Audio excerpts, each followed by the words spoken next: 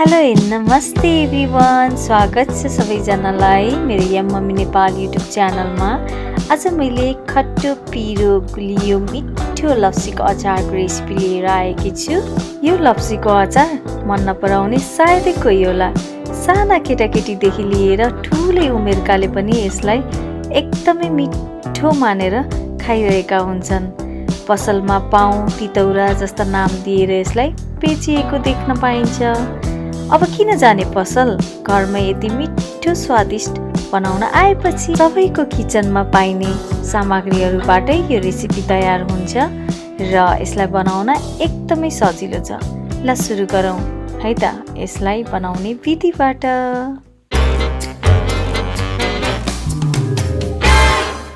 सबैभन्दा पहिला मैले यहाँ एउटा प्यान बसाल्छु। यो प्यानलाई म एकैछिन तात्न दिन्छु। त्यसपछि 1 मग जति यसमा मैले पानी राख्छु। यो पानी राखिसकेपछि यसलाई एकैछिन तात्न दिनुपर्ने हुन्छ। म यसलाई एकैछिन छोपिदिन्छु अनि छिटो तातिहाल्छ। अब यो तातिसकेको छ। ल हेर्नुहोस् त, अब यसमा मैले धोइ पखाली गरेर सफा गरेर राखेको लप्सीहरू एकाएक सबै यसरी राखिदिन्छु अनि ढाकिदिन्छु। यस्तो बाफ आउन थाल्छ र यो यसरी पट्ट फुट्छ। यो यस्तो फाटिसकेपछि हजुरहरूले चाहिँ यो लप्सी निकाल्नको लागि रेडी भयो भनेर बुझ्न सक्नुहुन्छ। अब म यो झाँझरको सहायताले यो लप्सीहरूलाई बिस्तारै एउटा भाँडामा तर्काउँछु। यसबाट पानी सजिलै निस्किन सक्छ, त्यसकारणले मैले यो झाँझर युज गरेकी छु। र यो लप्सी सबै निकालिसकेपछि यसमा भएको पानी चाहिँ हामीले पछि युज गर्न सकिन्छ। यसलाई तपाईँले पानीपुरीको अमिलो झोलको रूपमा पनि युज गर्न सक्नुहुन्छ, नत्र पछि अचारमै पनि राख्न सक्नुहुन्छ। अब म यो भाँडा हटाइदिन्छु र म अर्को प्यान बसाल्छु। यो तातिसकेको छ। अब यसमा मैले 1 बाउल जति तेल लिन्छु। यो तेल चाहिँ हजुरले जुन तेल प्रयोग गर्न पनि सक्नुहुन्छ। मैले चाहिँ यहाँ तोरीको तेल लिएकी छु। अब यो तेल तातिसकिसकेको छ। अब यसमा मैले जिरा अनि त्यसपछि मेथी र यसमा अर्को सौंफ हालेर म यसलाई एकैछिन तात्न दिन्छु। यो धेरै डढाल्नु हुँदैन।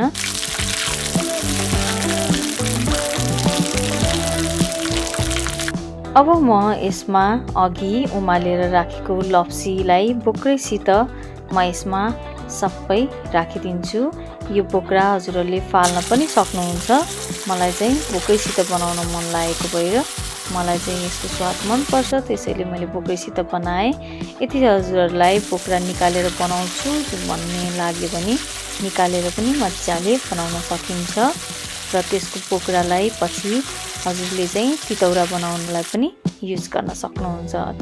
यसलाई चाहिँ मजाले उल्टाइ पोल्टाइ चलाएर पकाउनु पर्ने हुन्छ र यसमा अब मैले राख्दैछु धुलो खुर्सानी। यदि हजुरहरूसँग कश्मिरी मिर्च छ भने त्यो पनि राख्न सक्नुहुन्छ। र अर्को मैले लिएकी छु बेसार। यो बेसार पनि मजाले यसमा यसरी राखिदिने र यसलाई मजाले उल्टाइ पोल्टाइ सानो फ्लेममा मजाले चलाउने। बजारबाट लप्सी किन्दाखेरि हजुरहरूले चाहिँ अलिकति गलेको लप्सीहरू लिनुभयो भने पकाउँदाखेरि एकदमै छिट्टो पाक्छ र सजिलैसँग तयार पनि हुन्छ। काँचो लप्सी लिनुभयो भने त्यसलाई चाहिँ अलिकति पकाउन समय लाग्छ। यसलाई पकाउँदाखेरि हजुरहरूले 2-3 मिनेट यसलाई छोप्दै अनि त्यसपछि फेरि एकैछिनपछि निकालेर फेरि चलाउँदै अनि फेरि छोप्दै चलाउँदै 2-3 मिनेट गरेर त्यसरी पकाउनु होला।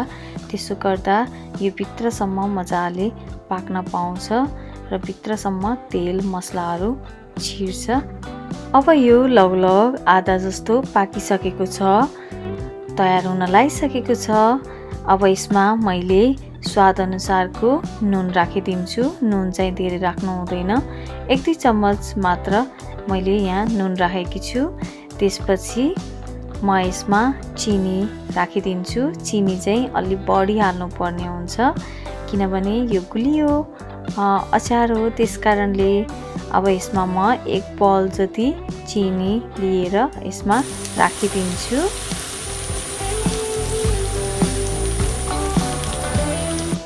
चिनी राखिसकेपछि यो अचारले पानी छोड्न थाल्छ र यसमा रसिलोपना आउन थाल्छ।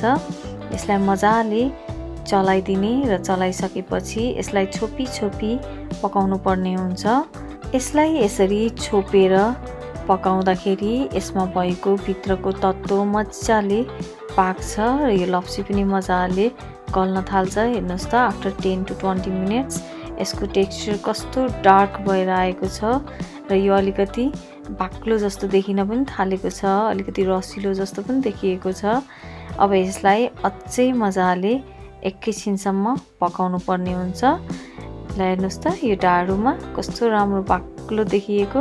यसलाई लो फ्लेम गरेर हाफ एन आवर जति पकाइसकेपछि ल हेर्नुहोस् यो चाहिँ फाइनल्ली बनेर तयार भइसक्यो। यो यतिको डार्क देखिन्छ, यसको कलर पनि एकदमै पर्फेक्ट आएको छ र यो पनि एकदमै हेर्नुहोस् त कस्तो ल्याल्लको पाक्लो भइसकेको छ। ओ माई गड, हेर्नुहोस् न कस्तो हेर्दै खाउ लाग्ने खालको बनेर तयार भइसकेको छ। ओ माई गड, अब म यसलाई प्लास्टिकको डब्बामा यसरी राखिदिन्छु। यदि हजुरहरूसँग प्लास्टिकको डब्बा छैन भने सिसाको डब्बामा झन् राम्रो हुन्छ प्याकिङ गर्दा। मसँग चाहिँ छैन, त्यसैले मैले चाहिँ यो प्लास्टिकको डब्बामा राखेको छु, जेमा प्याक गरेर राख्दा पनि हुन्छ र यसलाई चाहिँ मजाले हजुरहरूले वर्षौंसम्म स्टोर गरेर राख्न पनि सक्नुहुन्छ। हेर्नुहोस् त, ओ माई गड कस्तो मिठो बनेको छ। बजारको भन्दा पनि एकदमै मिठो बन्छ यसरी यदि हजुरहरूले घरमा बनाउनु भयो भने। ओके, फाइनली हाम्रो लप्सीको अचारको रेसिपी पनि बनेर तयार भइसक्यो। होप हजुरहरूले घरमा अवश्य पनि ट्राई गर्नुहुनेछ र प्रतिक्रिया दिनुहुनेछ। यदि हजुरहरूलाई यो रेसिपी मन पर्यो भने लाइक, कमेन्ट, सेयर र सब्सक्राइब गर्न नबिर्सिनु होला र यस्तै भिडियो आउन साथ हेर्नको लागि सब्सक्राइबको साइडमा भएको बेल आइकन पनि थिचिक्क थिच्नु होला है त। नमस्ते।